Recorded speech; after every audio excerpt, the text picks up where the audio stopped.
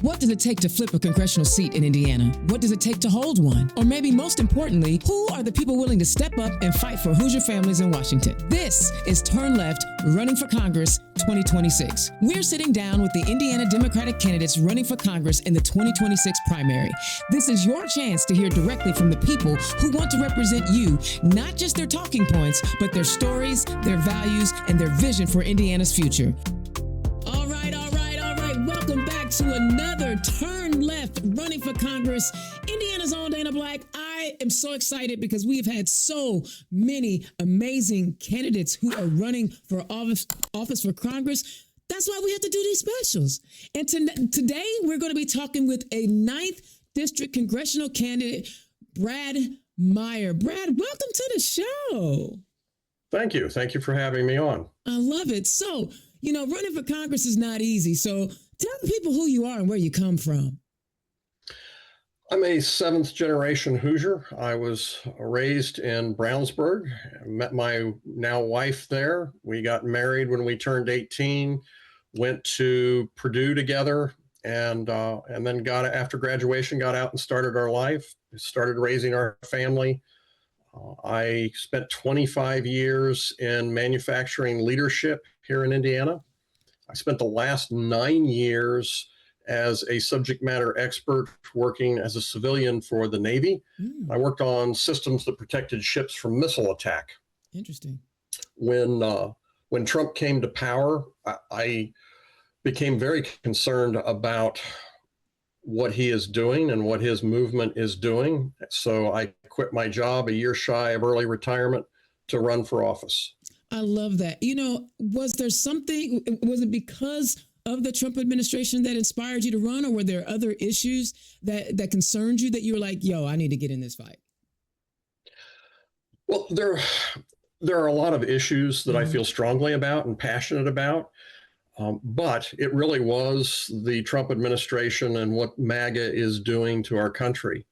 I'm not in this just over individual policy disagreements. It is a fundamental disagreement over the direction of our country. I am very concerned about our rights and the direction they're pulling us, because America first is really America alone, and it's going to leave us vulnerable, and it's going to have an impact on the daily lives of everyone, a negative impact. And see, I asked that question because your career choice tells us you're probably doing okay if we think about things from a financial perspective, and you're willing to kind of, I don't know if you have to put it aside or kind of work alongside to run for Congress. I mean, really, if you win, you'd be giving up that job. It's that important to you? Well, I already had to give up my job. Okay. I had to quit because I was working for the Navy. There's a law called the Hatch Act that prevents people from engaging in a lot of political activity.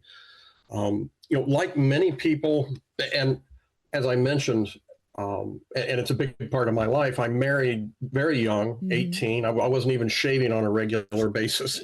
And we, like most people, struggled financially, and building a life was not easy.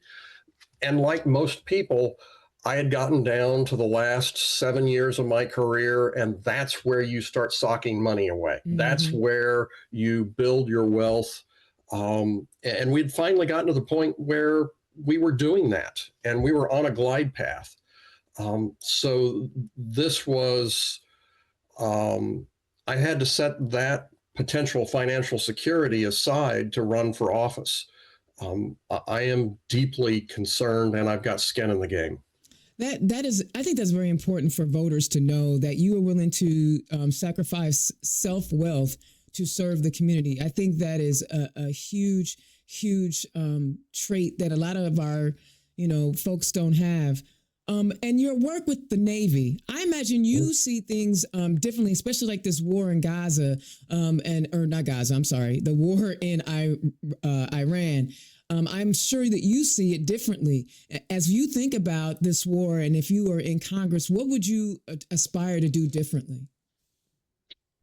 Well, you're right that my time supporting the Navy has kind of informed and helped me understand and given me a deeper perspective and appreciation for our servicemen and the role of the military. The military is the sword and shield of our democracy. Mm-hmm.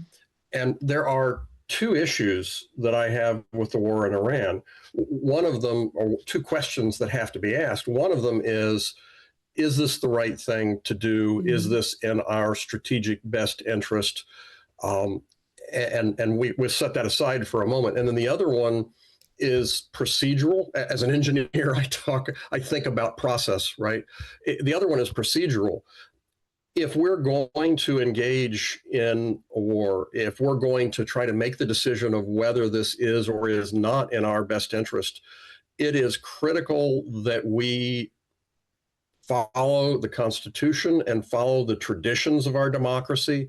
A president has to go to Congress before a major military action. Mm-hmm. There has to be discussion with Congress over, as there are representatives, whether this is important enough to risk our servicemen's lives. Mm-hmm. And what happened was Trump used the War Powers Act, which gives the president, and we have to give the president the ability to act very quickly when there's an emergency. And he used that as a pretext for a preemptive war. Mm-hmm. That is probably illegal, but it is definitely breaking the basic trust and confidence that we have. And for that alone, Trump needs to be impeached and removed from office because he cannot be trusted to respect the basic concepts around how our democracy should work.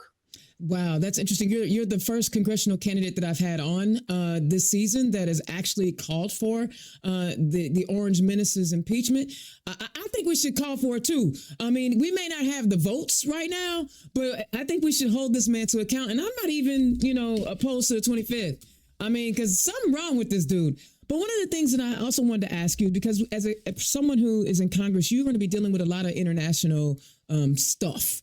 What has your work experience been able to bring to your knowledge of understanding how to work with our allies, the ones we have left, and how the international stage works? Excuse me. Mm-hmm. Prior to me working for the Navy, I had a strong interest in history. I'm a student of history. But my time working with the professionals in the Navy have really given me a deeper appreciation for their sacrifice and for their role. Mm. And, it is, I'm deeply concerned, and I keep saying this, I'm deeply concerned about the direction we're going.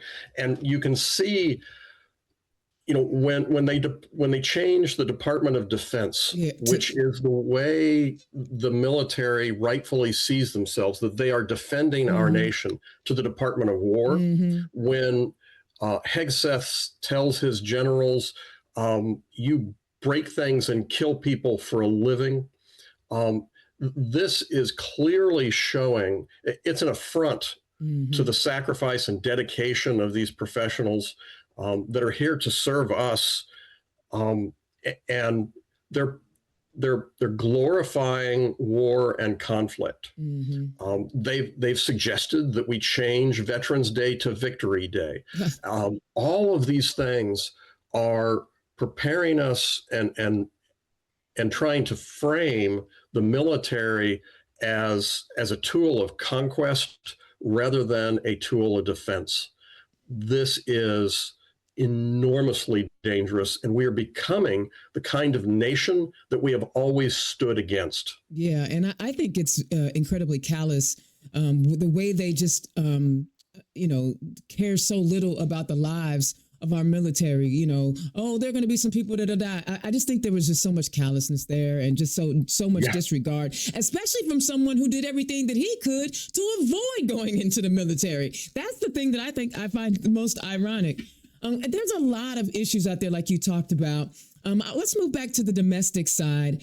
Sure. I got to ask you, how are you feeling about what is it, the SAVE Act, the Voting Rights Act that they're trying? It's not even a Voting Rights Act where they're trying to like limit folks' ability to the documents that they have to use to register to vote. What are you thinking about that one? We've seen this movie before. We know how it goes. This is a clear attempt to suppress voting. Mm-hmm. And it's hard for many on the other side to really understand that. And they say, well, you just need more documentation. But you pair that with other things that they're doing, and the election board that they haven't been able to impanel recently, and they don't have a quorum for, the pulling back of the civil rights support and the Justice Department, and then so. And I guess the big thing that when you set it next to the SAVE Act, you really see what's happening. You know, all of this talk about having federalizing elections and having poll watchers. Let's be clear, in Indiana, we have one Democrat and one Republican side by side, bipartisan at elections. We don't need outsiders. And I know that the SAVE Act is only a small part of what they're doing. That's why I've gone a little bit off-roading here in my answer. But the thing that people forget is that years ago, they used to have outside independent poll watchers. Mm-hmm. And what their job really was to intimidate Blacks and other minorities, and in some cases women, from being able to vote. This is a transparent return to the 1950s. Yeah. I'm glad you said it just like that, because you broke it down in a way that is digestible to folks, because that's important. A lot of folks hear the terminology that they name it, and then they lean in on this. Well, it's voter ID. No, this goes beyond voter ID. Y'all trying to make it hard for a person to even register. I also have a problem with the fact that our Secretary of State just turned over all of our voting information. There's so much going on. Like, I'm so frustrated because there's so many things. I'm not the candidate. Well, I'm gonna throw fuel on the fire here for you. And this is something that isn't getting a lot of press. They've announced that I think starting in December, they're going to automatically enroll 18-year-old men for the draft. Now, since I was young, back when Reagan was president, they reinstituted signing up for the draft. Mm-hmm. And it's an act that I had to do.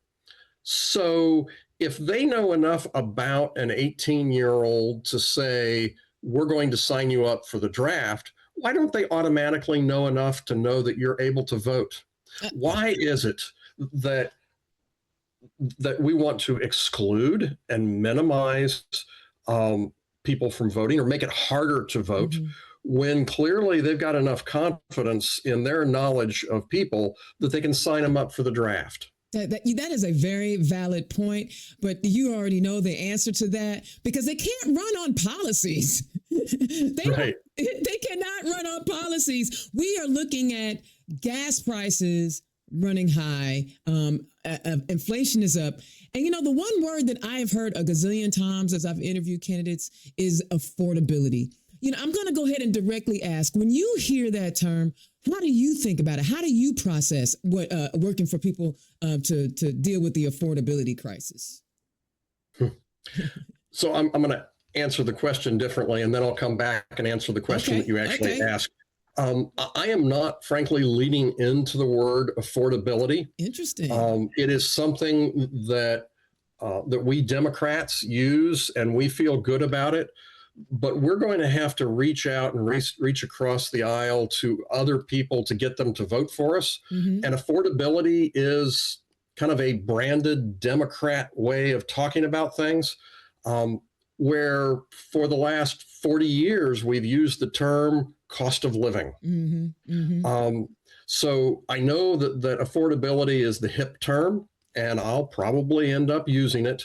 But I think that if we want to really talk to people and get them engaged in the conversation without throwing up their partisan barriers, I've got to think about using the word affordability in the general election. In the primary, it's fine. So, and the reason that I mention this is that Democrats have better ideas and they do a crappy job of marketing them. And Republicans have crappy ideas and they do a great job of marketing them. So we need to start thinking about how we talk about things and how we can get it to resonate. Now, let's talk about affordability. Okay. So if you look at what the long-term trends are, you see that Democrats and Republicans have been complicit in turning the economy to favor the rich and the powerful. If you look at the 99%, let's worry first about the 99% and then let's worry about the 1%ers. Sure. The general wealth, if you look at a distribution of wealth, which doesn't look like my hand, but I'm going to use it as a prop, it has been shifting closer and closer to poverty. Now 8% of people live in poverty. And more people are struggling just to get by. And for the first time, let's see, when I was young, the odds that I was doing better than my parents, when I was 30, the odds that I was doing better than my parents was about 65%. That's now down to 45%. Right. Only 45%, approximately 45% of 30-year-olds are doing better than their parents were. Right. Okay? This is not a short-term thing. This is not just, we need to repeal what Trump has done in the last year. This is a long-term trend. You look at the average wage in real today dollars for an 18 to 34-year-old, it's down by 20% over the last 30 years. On top of that, you look at the cost of the big three, which is housing, transportation, and food at home. When I was young, the average percentage was about, I think, 45% of total income. It is now more like 56, 57% of income. These are not short-term trends. What we're facing and struggling right now isn't just a MAGA event. This is a long-term transfer of a rigging of the system. People are struggling. They're not struggling because just of Trump. He's accelerating it. MAGA is accelerating. The big, bad, beautiful bill is accelerating it. But this is a long-term trend. And my argument is, in the last election, Democrats came in third in a two-way race because more people stayed home than voted for Democrats. And the reason is we have degenerated into advocating for small, short-term policies and little wins, and we play defense, and it doesn't make a big difference in people's lives. So they stay home. We need to earn their vote by making a real difference in their lives. That's why I'm advocating for $20 an hour minimum wage. That's why I'm advocating for universal nonprofit healthcare, Medicare for all. I'm a progressive because I'm a progressive. But we have to screw our courage to the sticking place and start standing up for these values if we have any hope of people standing up and voting for us. I love that. And I love that you identified yourself as a progressive. I was going to mention it, but I always let candidates kind of identify themselves because recently you sat on a panel of the candidates that are running in the 9th district, and you were the most progressive of all the candidates. So tell us how, you mentioned earlier how those Democratic talking points it'll work in the primary, but they may not work in the general. How are you going to get your progressive ideas over the finish line if you win the primary and on your way to the general?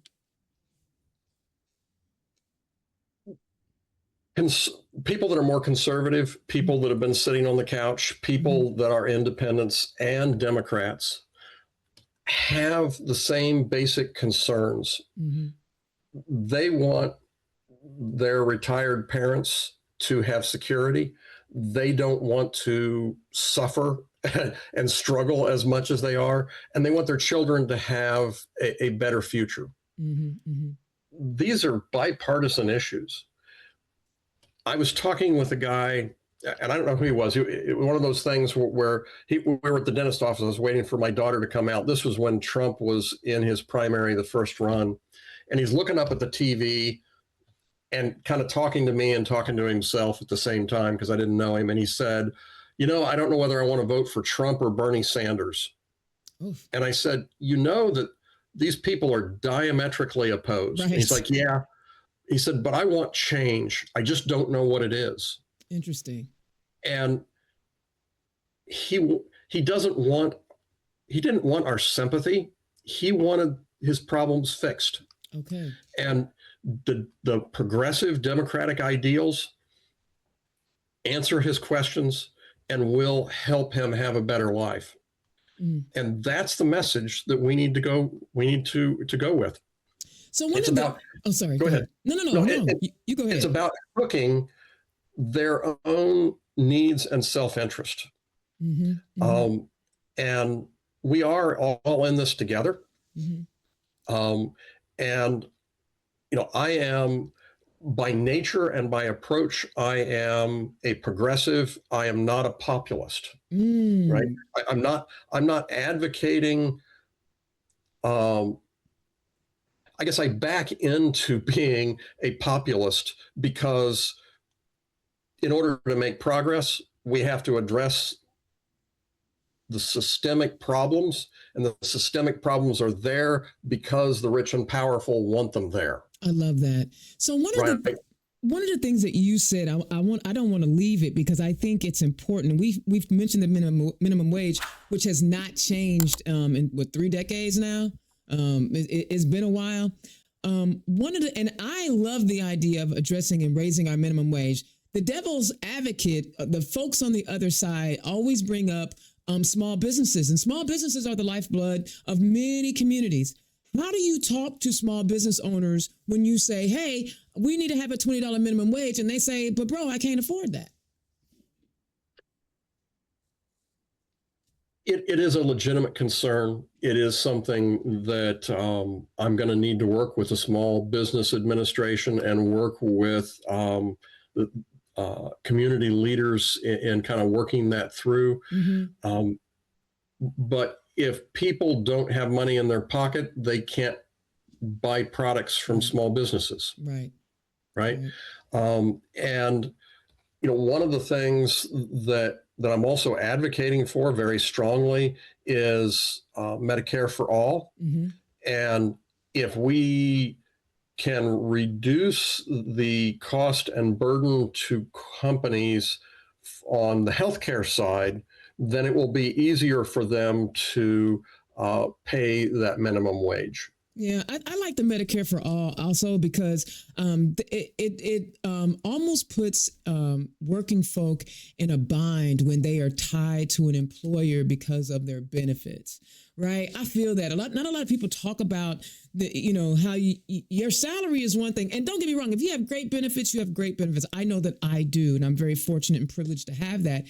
But I would not be able to go anywhere else. And the amount of money that I make stretches far when I'm paying $300 a month in insurance premiums. And then after you pay the insurance premiums, you got a copay, and then you got an out of pocket and all of these things. I feel like if every other industrialized nation has been able to figure this out, we can figure it out. But we're too busy trying to turn humans into commodity. Sorry, I couldn't get that out. No, you're 100% right. I mean, in the state of Indiana, we all have, if you own a car, you're legally required to have car insurance. Mm-hmm. I don't get my car insurance through my job. Why do I get my health insurance through my job? Good analogy. You're right, because you don't. And most people have to drive to their jobs.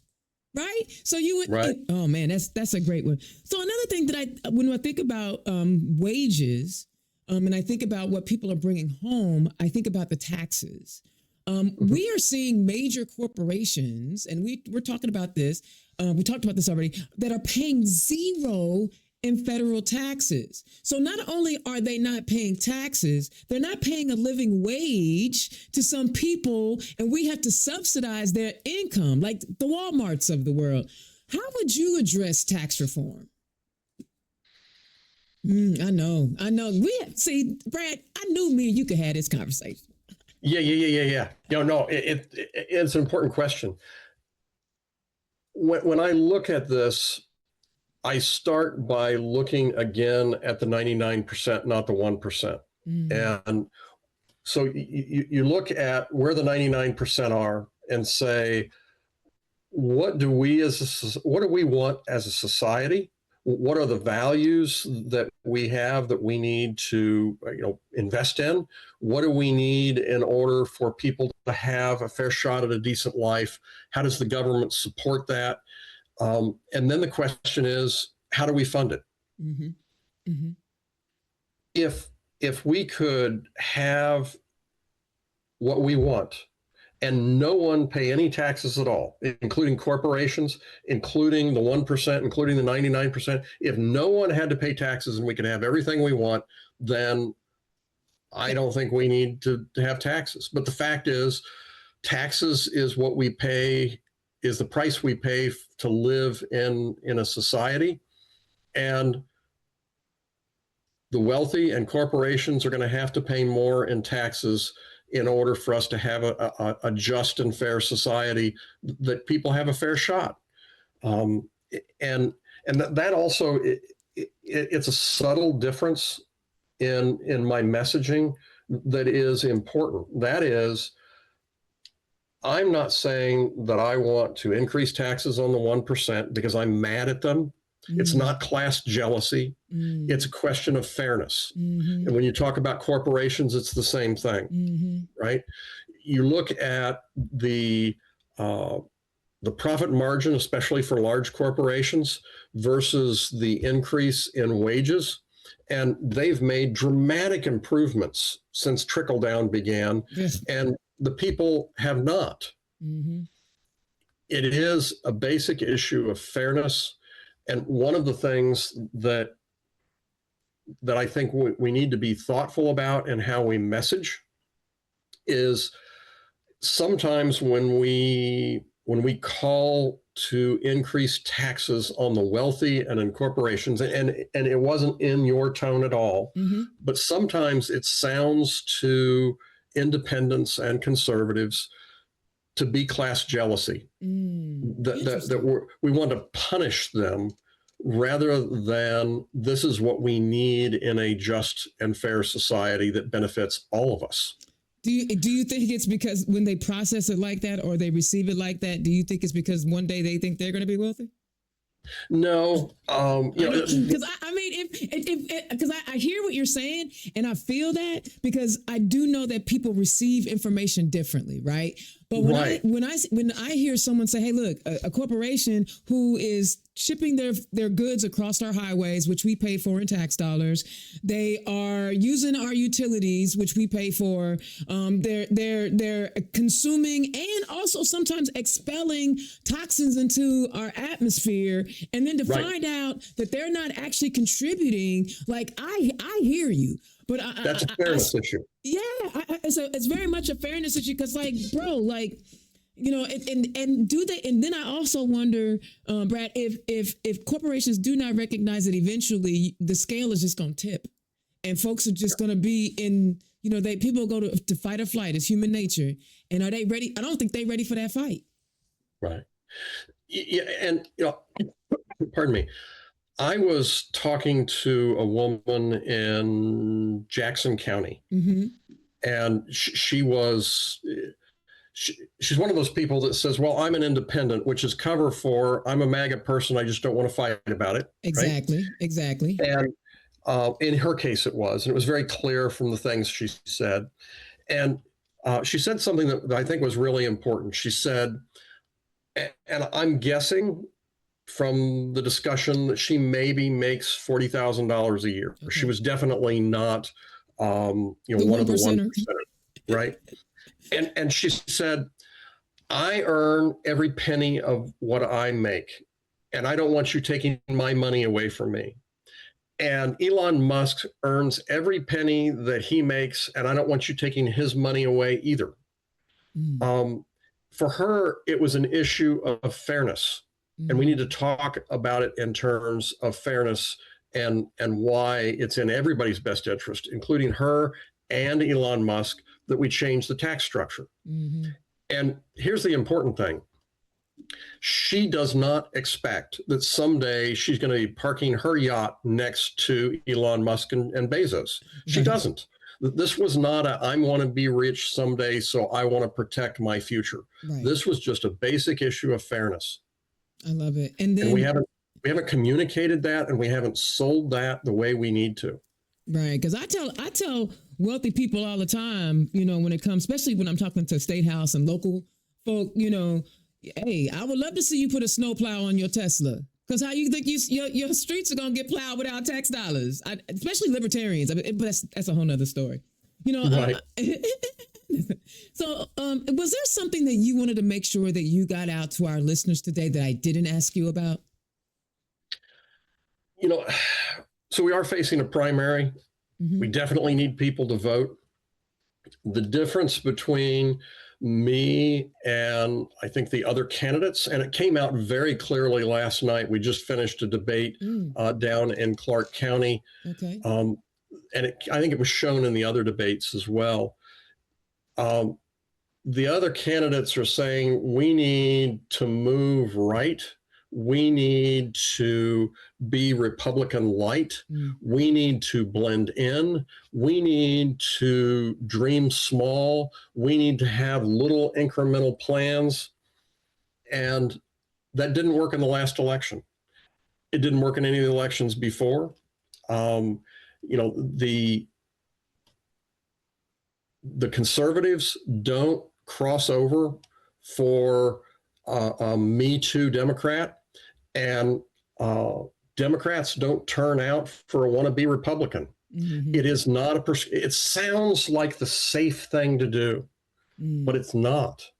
The only way we're going to win is we're going to have to stand up for our values, our priorities, and our rights, and attract people to our better ideas.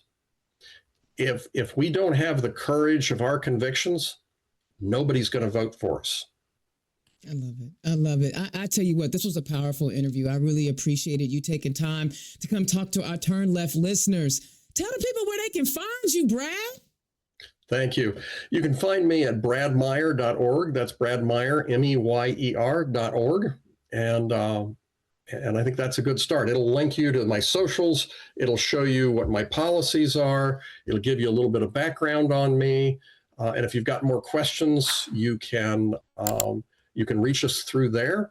And there's also a floating button that is donate that takes us directly to Act Blue. I love it. And yes, donate to these candidates. Because listen, I know there are a lot of people talking about their grassroots candidates, but you can't win without no money. I'm telling you, I know you think you can, but you cannot win without money, because how you going to get your message out? So please, thank you for making that donation ask. And do you have volunteer opportunities coming up? We absolutely have volunteer opportunities. And on our website, there's a volunteer button, and you can connect with us there as well. Brad Meyer, you know what? This is the first time we've really had like a one-on-one conversation. And there's one thing that instantly with people. You know who the thoughtful people are, right? When you talk to humans, you can tell the people who are measured and they think about the direction, or they've thought about a plan long term. And I feel like I want to talk to you more. This conversation was good because it just kind of gave me a tease of the man you are. I would love to talk to you, your wife, because I'd also like to know, how is it going around the 9th district telling everybody that you're a Purdue grad? Well, I always have to pause and wince a little bit. There's a few of us down here. Having said that, my grandfather retired from IU. I actually drew a paycheck from IU when I was a research graduate student at IUPUI, and both of my children went to IU. So I've got some connection. I love it. Thank you so much for joining me on Turn Left, running for Congress 2026. Indiana's own Dana Black. Don't forget, y'all, to make sure that you click on his donate link, right? Share these videos out so people can get a little taste of who these candidates are. They can hear from them. They can get their energy. They can get their vibe. All of that stuff is so incredibly important, right? It's more than just policies, because when you think about it, as Democrats, we're all pretty much aligned strategically on policy, but it's the person that's going to go in and create the opportunity to have those one-on-one conversations with folks to create relationships and get bipartisan buy-in. Listen, I know a lot of y'all hate the word compromise, but don't nothing happen one way or another unless you have a supermajority, and we Democrats don't have that. So let's send some more Democrats to Congress. Brad Meyer, running in Congressional District 9, Indiana's own Dana Black, Turn Left. Thank you so much for tuning in. I will holler at y'all next time. Peace. Turn Left is the property of Black Pearl IT Solutions. Executive producer, Indiana's own Dana Black. Music by Dorian in 22 from Pixabay.